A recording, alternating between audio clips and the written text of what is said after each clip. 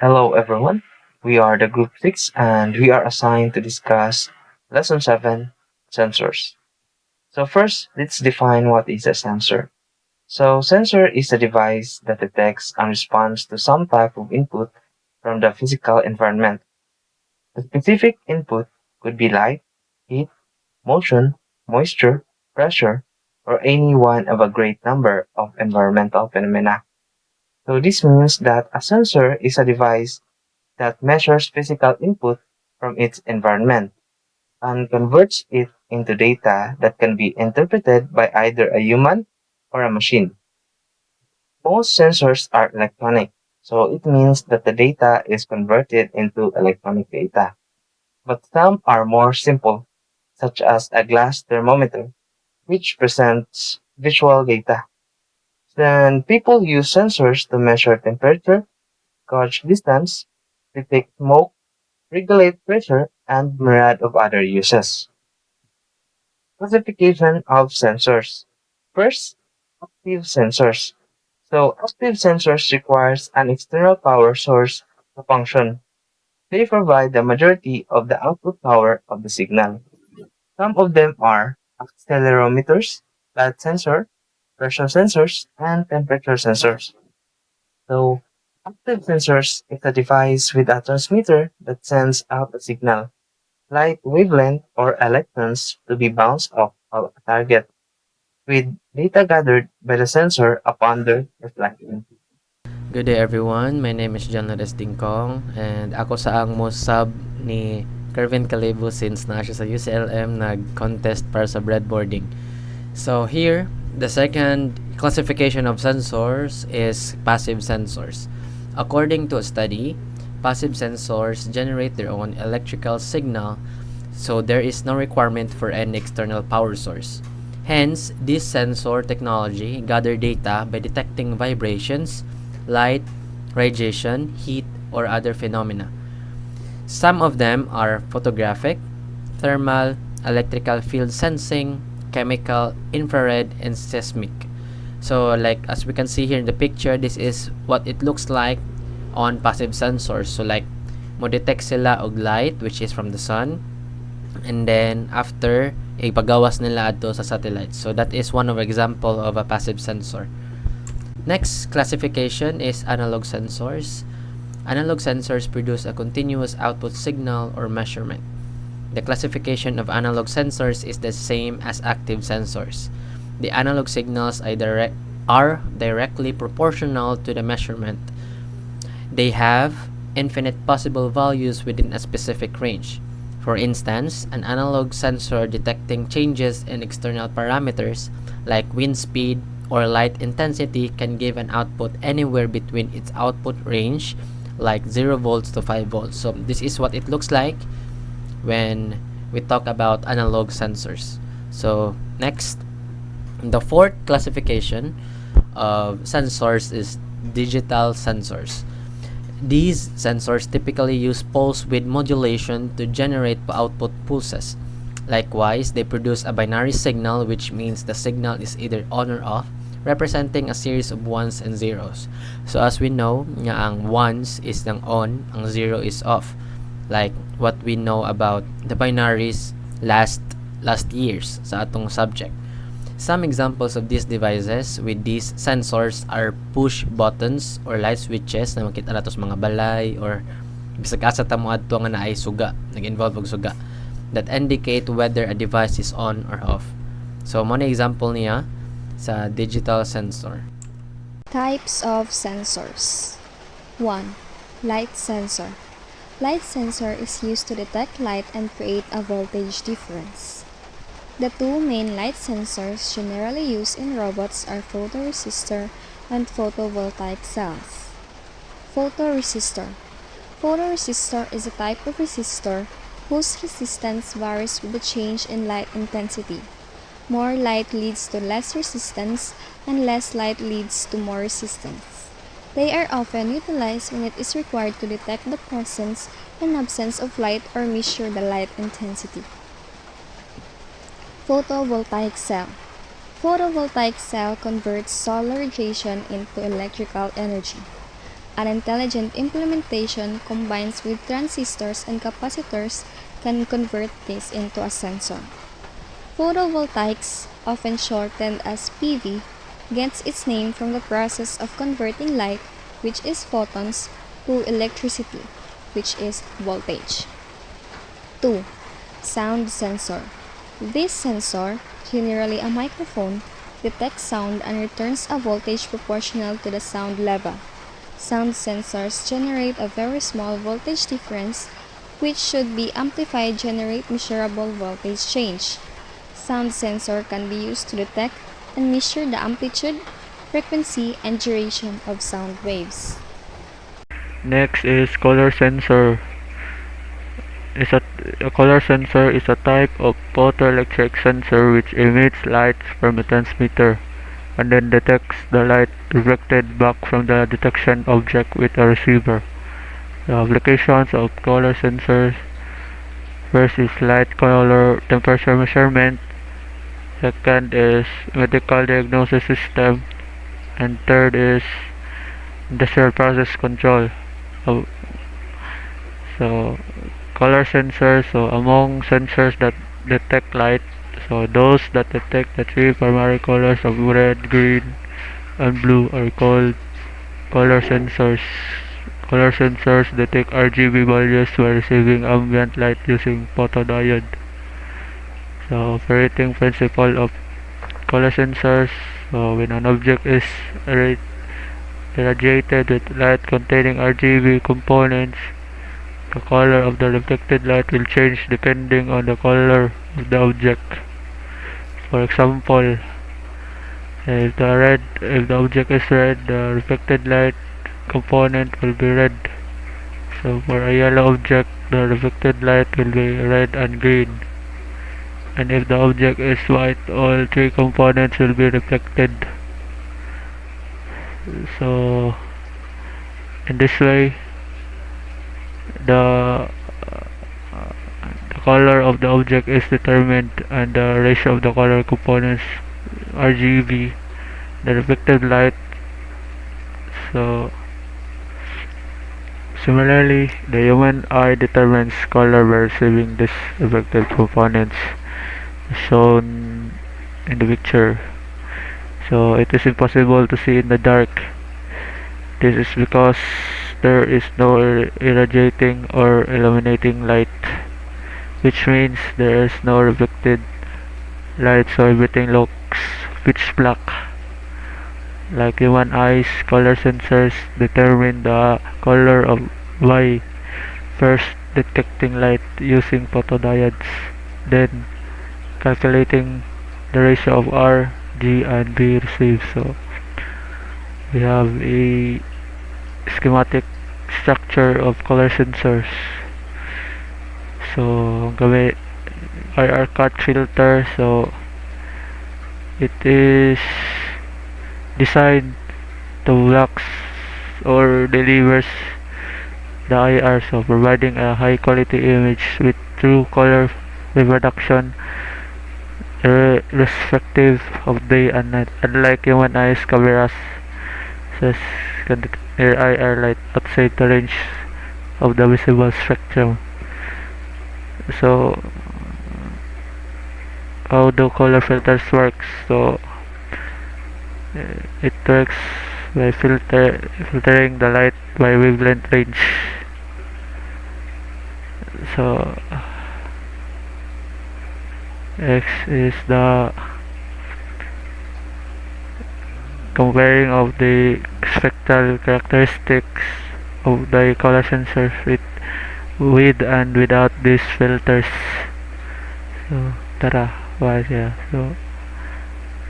So color sensors IC delivers high RGB spectral characteristics by applying RGB colors filters to the internal sensor along with infrared removal characteristics using the internal IR cut filter to achieve high accuracy color discrimination.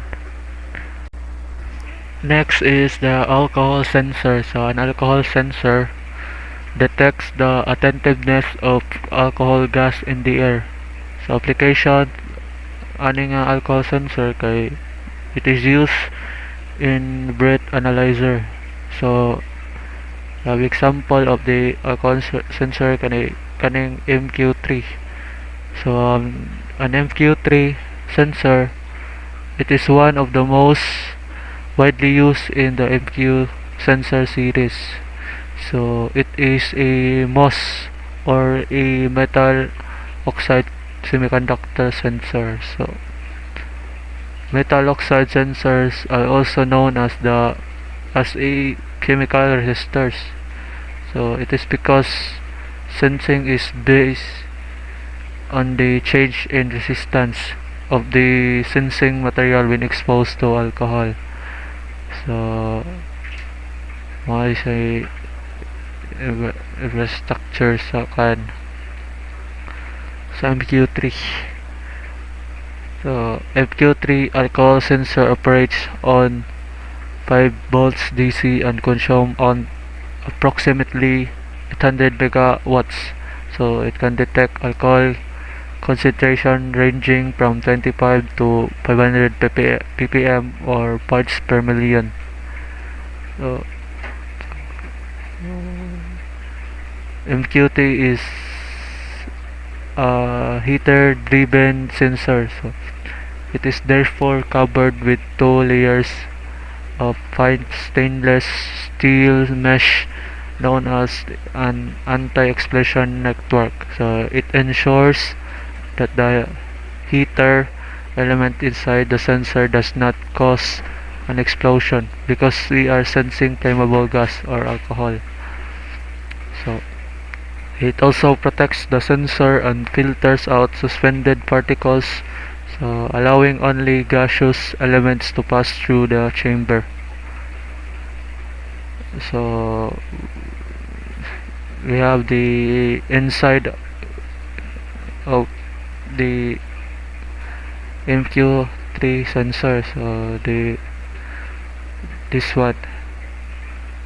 So when the outer mesh is removed, the sensor looks like this.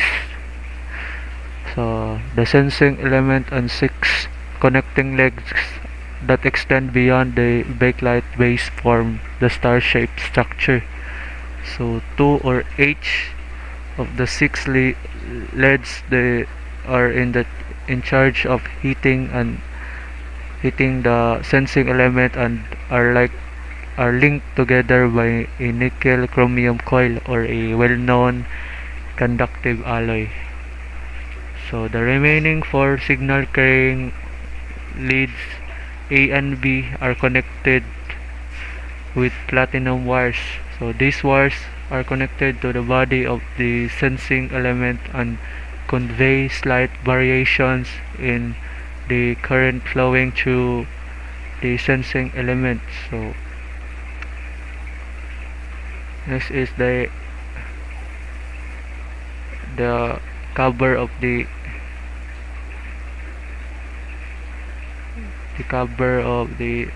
sensing element. So this one, the cover of sensing element. So the tubular sensing element is made of aluminum oxide, so Al203 base ceramic with a thin dioxide coating or SnO2.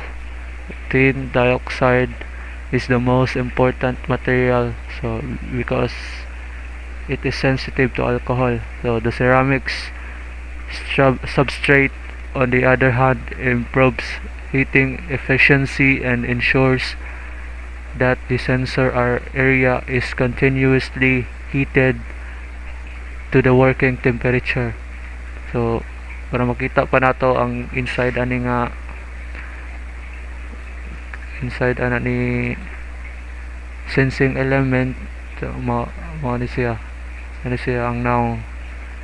So the aluminum oxide which is kanang yellow, which is the inner and the outer kay coating of tin dioxide.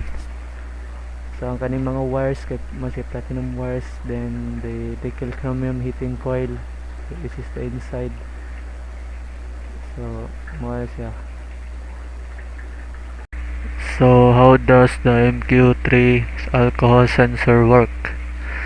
So when a SNO2 semiconductor layer is heated to a high temperature, oxygen is absorbed on the surface. So when the air is clean, the electrons from the conduction band of tin dioxide are attracted to oxygen molecules.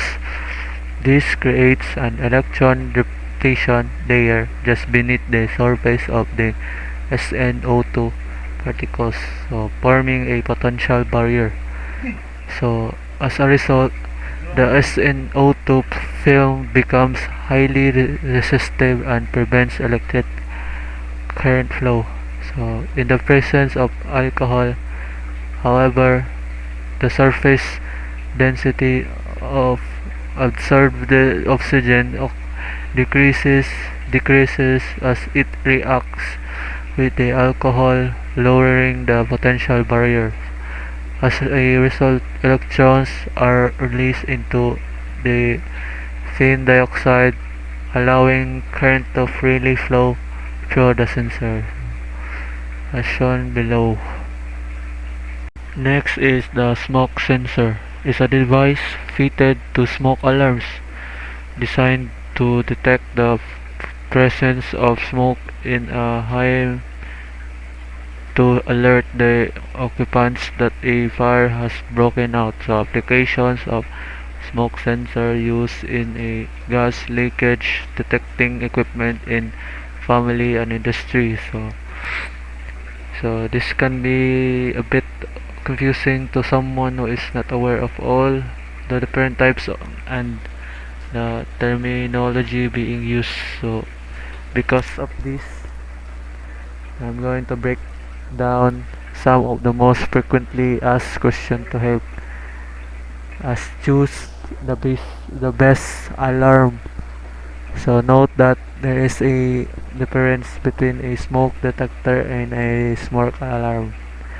So basically, a smoke detector, so it is just a sensor that monitors for smoke and is connected to a whole building fire alarm system. So while smoke alarm has both the sensor to monitor for smoke and the speaker that emits the sound to notify the home occupants. So there are different types of smoke alarms. So regardless of the type of smoke alarms, so having the proper number of working smoke alarms installed in the correct locations is key when it comes to safety. So for the best protection or where extra time is needed to awaken or assist others, both ionization smoke alarms and photoelectric smoke alarms, or either combination ionization or photoelectric alarms are recommended. So ionization versus ionization versus photoelectric. So there are some different types of alarms that can be purchased that have different pros and cons most often. So you will see information pertaining photoelectric versus ionization alarm. So the difference between these two types is the sensor that is used to detect the smoke. So an ionization smoke alarm is generally more responsive to flaming fires. So imagine a fire where you can see the flame.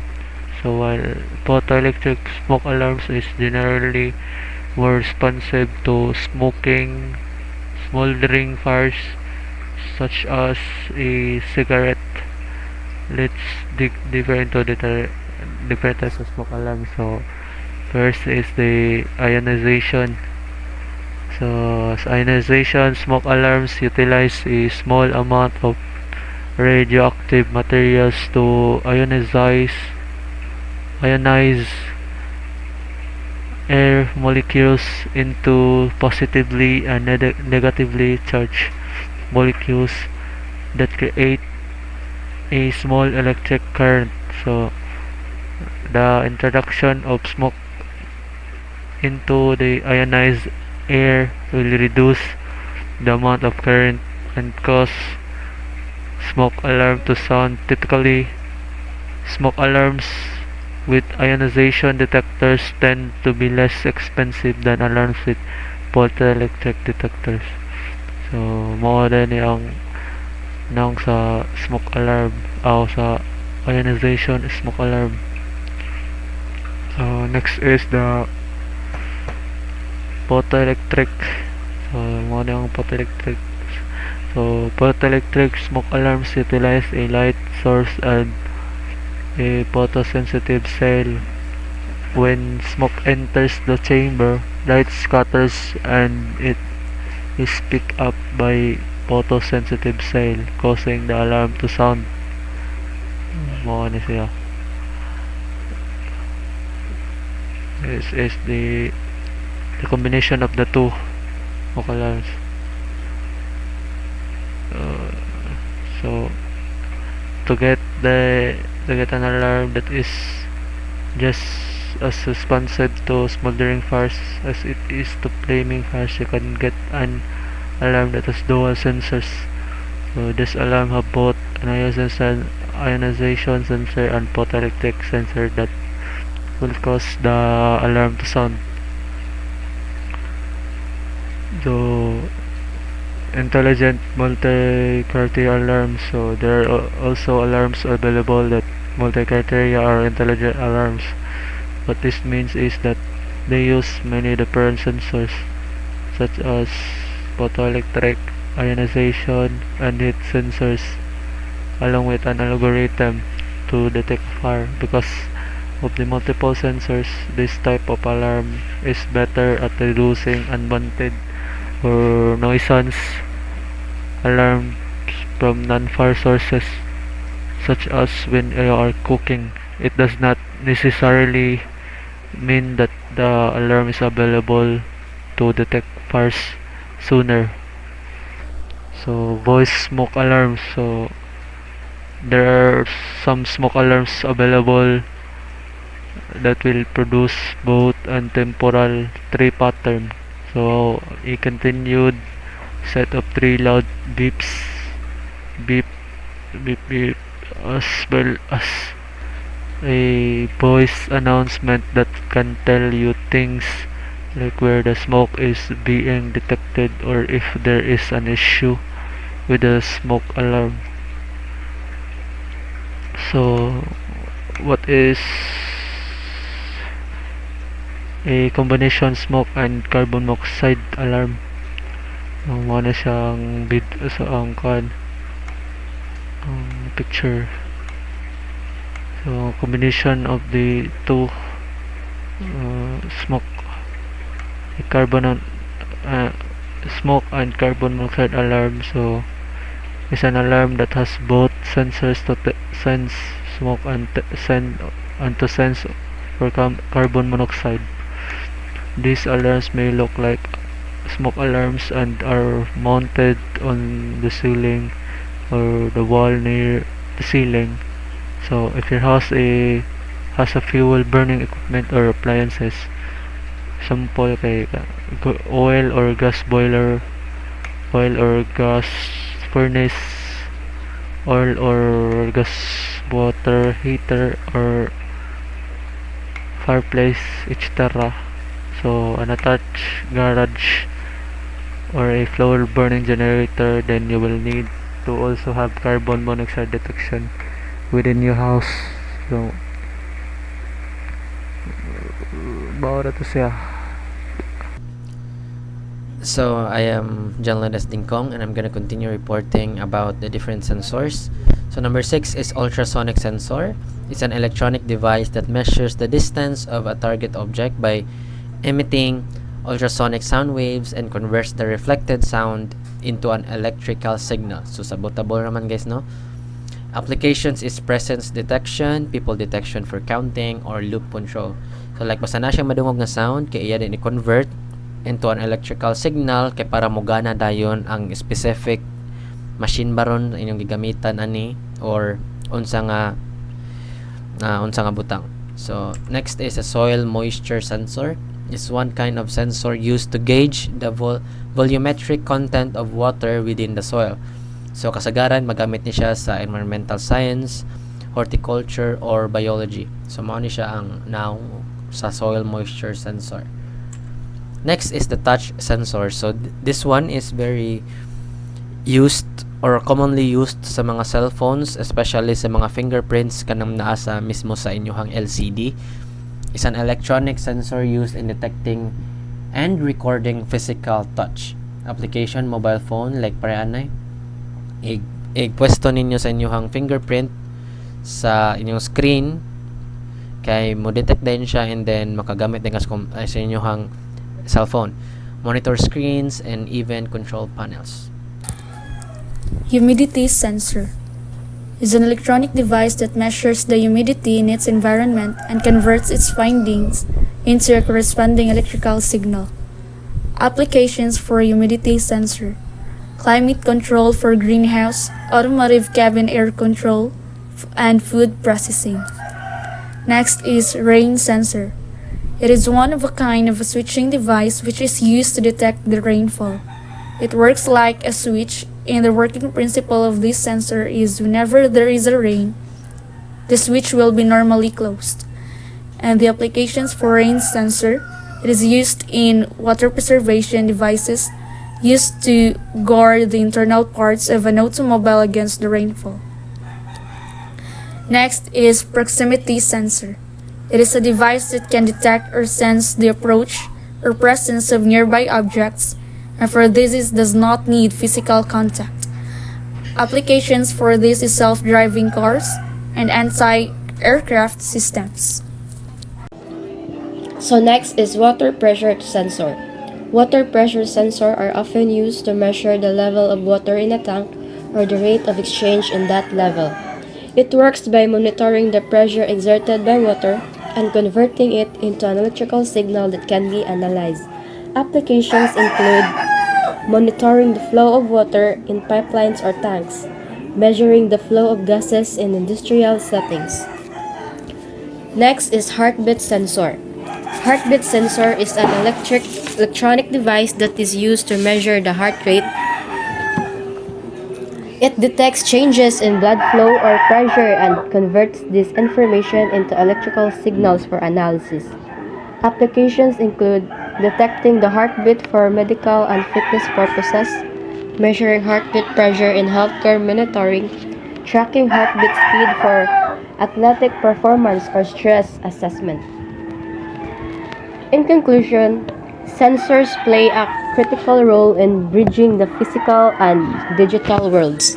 It enables accurate monitoring, control, and automation across various industries, improving efficiency, safety, and convenience. As technology advances, the development and application of sensors will continue to expand, shaping the future of innovation. Thank you for listening, and we hope you gained valuable insights into the world of sensors.